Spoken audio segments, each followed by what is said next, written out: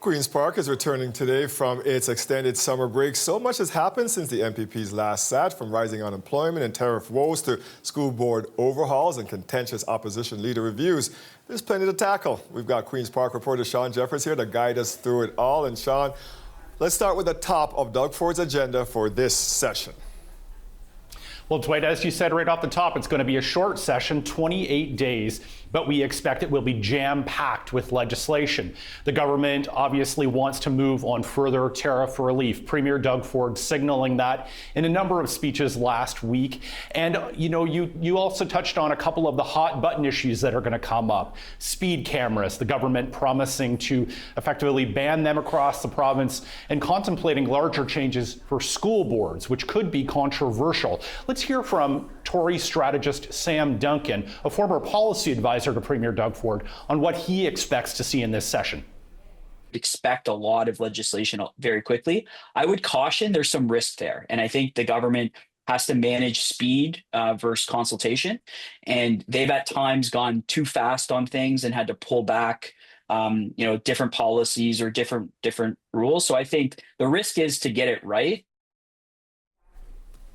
So Dwight, you can hear the caution that Sam Duncan is expressing there. He's clearly seen it firsthand. This government has had a tendency in the past to rush forward with legislation, sometimes controversial legislation, and then have to back up and reverse course. Particularly, Duncan signaled that fight with the school boards. That may be a controversial move that they have to tread cautiously with.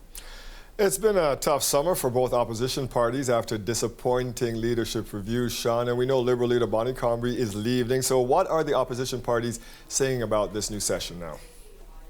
Well, Dwight, you're right. It's been a real mess of a summer for both the Ontario Liberals and the Ontario NDP to degrees. The Liberals now, as you mentioned, are leaderless. Bonnie Crombie resigning after receiving a poor showing of support at a Liberal leadership convention, or a Liberal AGM, I should say, back in September. The NDP leader, Marit Stiles, also received a somewhat tepid vote of support from her members. So the Liberals are going to be distracted. They are facing the prospect of a new leadership race to find a replacement for Crombie. Marit Stiles says she has the support of her party, but she's had to shake up her inner circle. Her chief of staff, her principal secretary are gone, new people are there, and she's going to push ahead. But the question remains, are they going to be focused on the legislature or internal divisions within those parties? So those will be things we're watching at Queen's Park as well, Dwight.